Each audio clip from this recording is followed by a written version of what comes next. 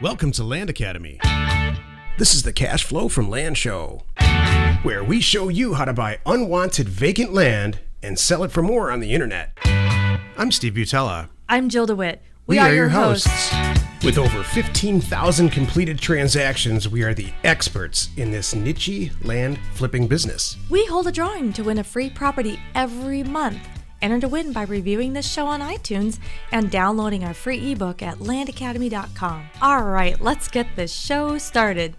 Jack Butala for Land Academy. Welcome to our Cash Flow from Land show. We show you how to buy property for half of what it's worth and resell it the very next day. Great information and instruction from Jack, that's me. And inspiration from Jill, that's me.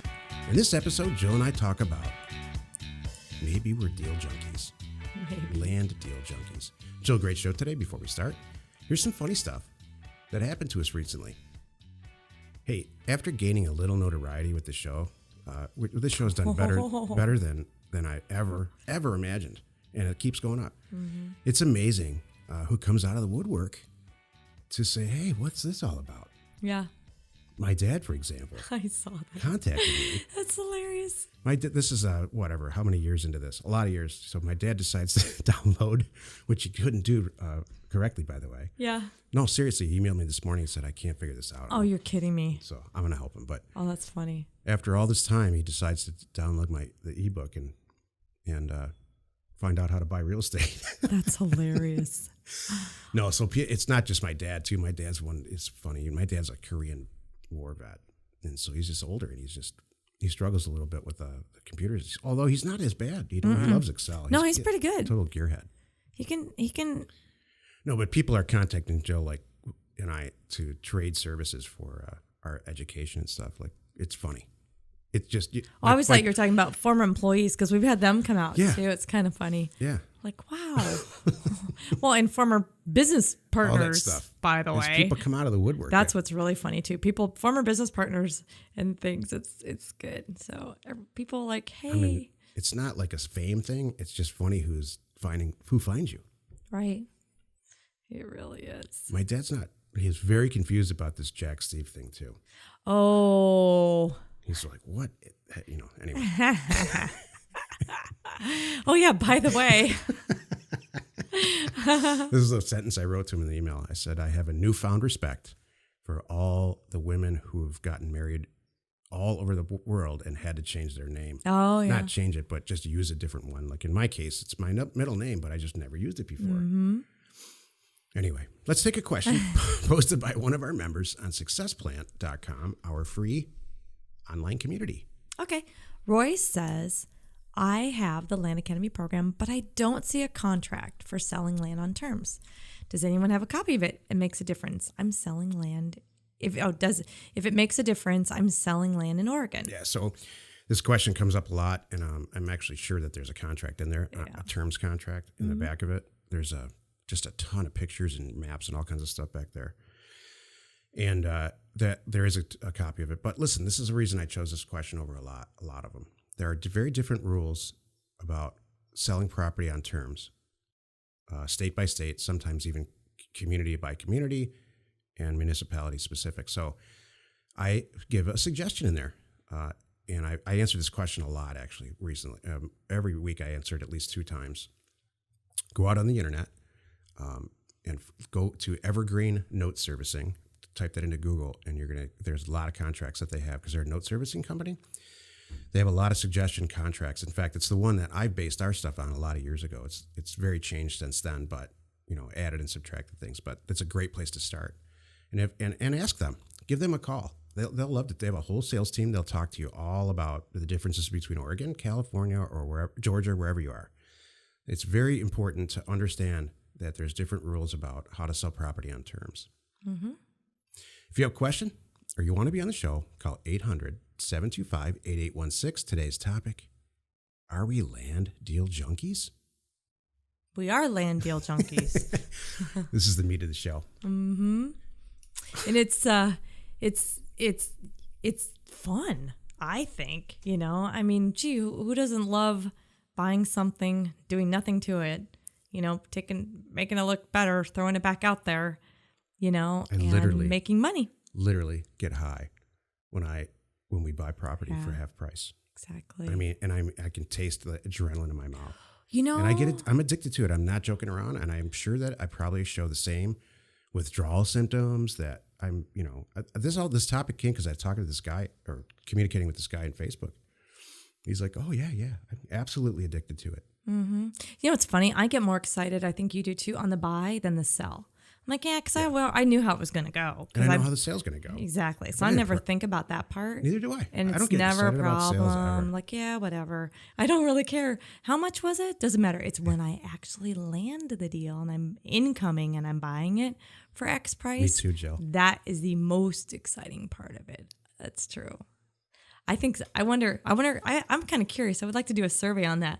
Who gets more excited about buying and who gets more excited about selling? I'll put it up. I would. I'm very curious to see how our community, how that is. I bet it's 50-50. I don't know. You know what? I bet it's got to be geared toward newer people are going to get more excited about cash in the bank.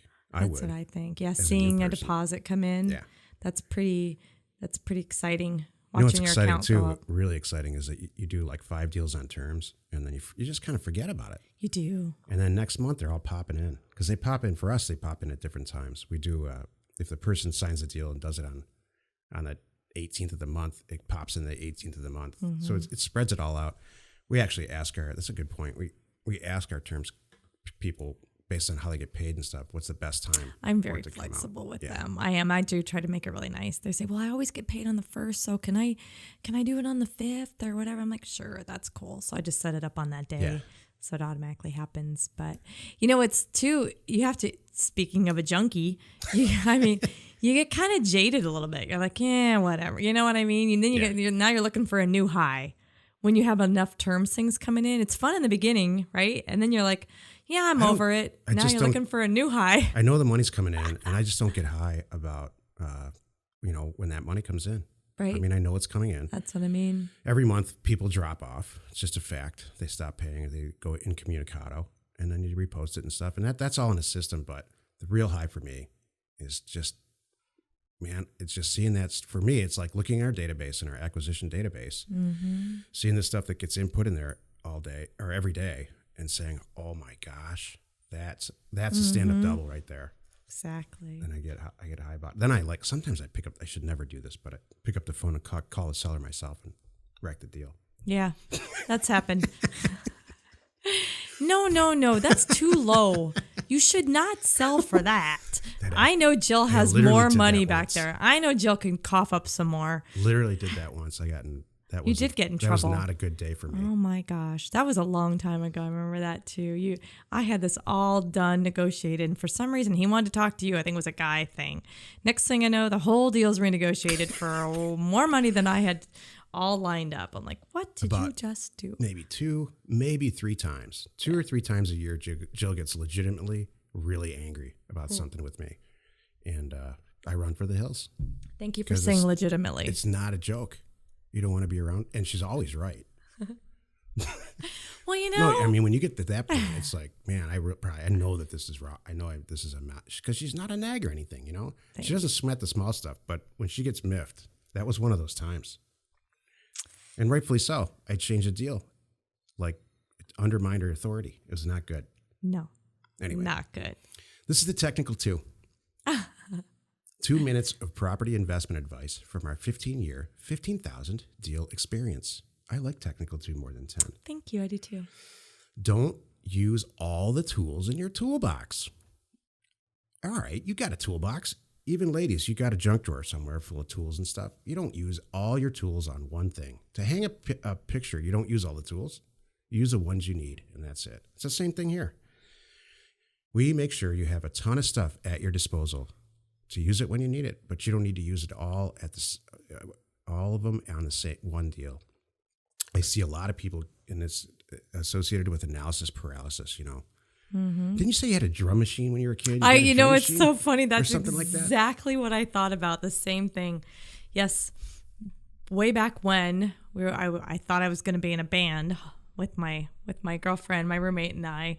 We had all the cool Yamaha DX7 keyboards, and we had all this stuff. And then we got this drum box, this drum machine. We called it Drummer in a Box. Anyway, and had all these cool sounds on there. The hand clapping, I mean, all the different things. It was so darn cool. So what did we decide? We wrote this song and we had we wanted to put every last single sound in that one song, and it sounded so dumb. We're like, what are we doing? We had to reel it back in. You can't, you don't use all of the noises and the things that you have at you. It's too much. So yeah, if you ever listen to like really funny, really very talented and respected like rock music, and you listen to guitar solos and stuff, they're always extremely simple. I mean, the capability of these guys is unbelievable as musicians, but they don't show it off. They save it for their basement, for a jam session that's never going to get recorded, because it's important to just really stick to the whole thing and get the deal done. Yeah. So I've been the reason I said this is because I've been guilty of this. I'm overusing stuff and overselling over everything, over promising. Yeah. Oh yeah. Oh yeah. Hey, I hope our staff's listening right now. That was kind of an apology. Take it quick. If you have a question or you want to be on the show, call 800-725-8816. Jill, do you have some inspiration for us? Are you hung up? This ties to our technical too, by the way.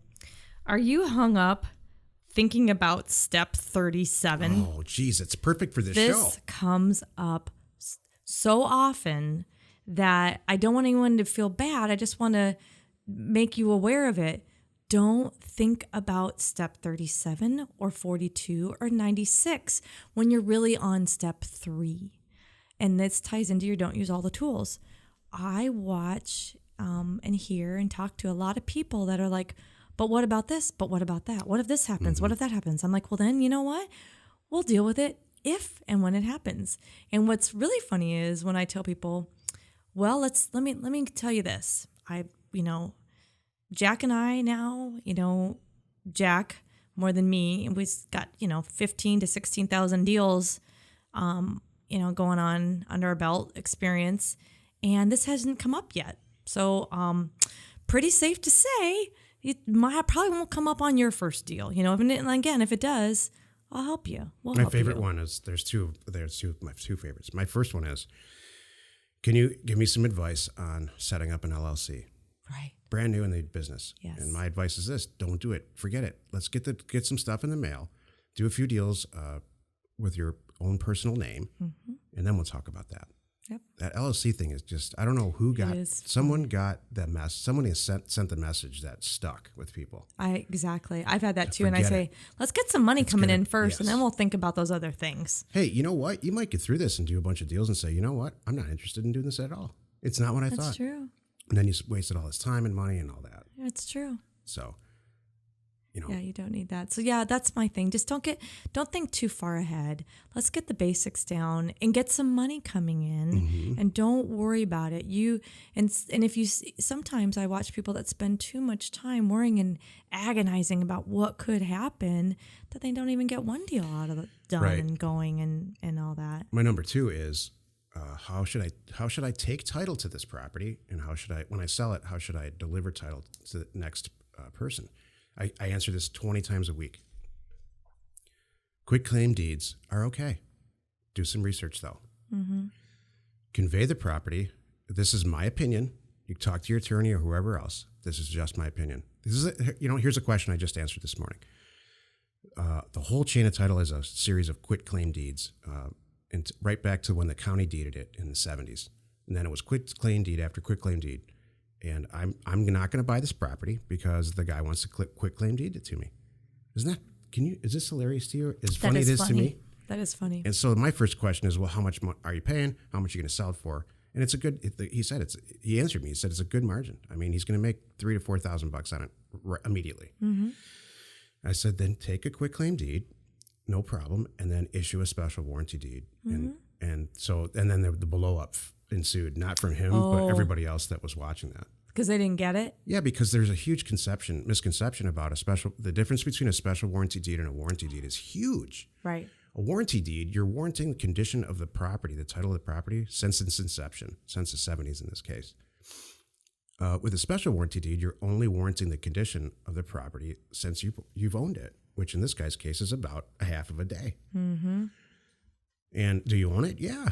You can guarantee that you actually own the property if it was conveyed within reason. Okay, I mean, I don't want to get into a legal battle, so it's just an example of what you said. Now we're all worried about this. We're all worried about this step. It's keeping us from getting a deal and moving on. The other thing is, if you do 50 deals and one of them's messed up, now it's okay. Right.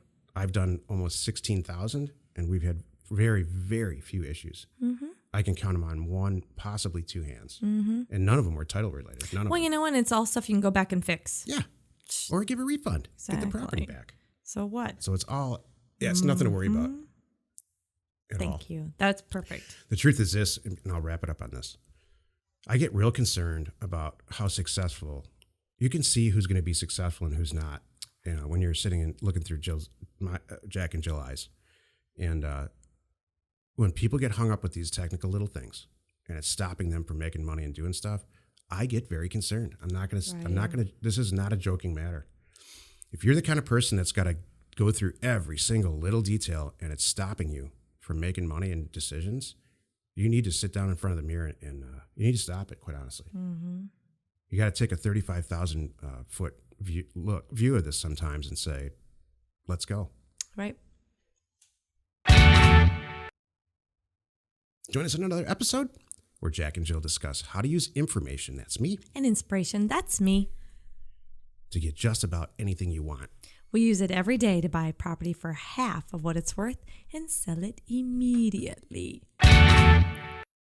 Great show, Jill. How about get there first?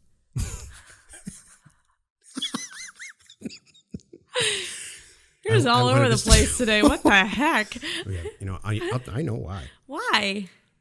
I'm later today. Today is the day of our calls. These shows don't air it on the same day as when we record them, but we're releasing. Sometimes they do when we get behind. We're releasing. I added a product to our day-to-day doorstep / pro user thing. It's not going to cost anybody anything, and I can't wait to announce it today. Oh, okay. It's access to another database. We have the number 2 database. Number 1 database we already provide. It's number 2 database, and it's free. Got it. So you're just all excited. You're just not it, yeah. thinking. So talk about getting high. Right. Love it. Just happy about it. I'm glad. Jack and Jill, information and inspiration. So let's go buy some property. We hold a drawing to win a free property every month. Enter to win by reviewing this show on iTunes and downloading our free ebook at landacademy.com. If you want to get involved or you need more information about our profitable, niche real estate operation, call 480-467-0359. You just might get Jill at the other end of the line. Landacademy.com. You are not alone in your real estate ambition.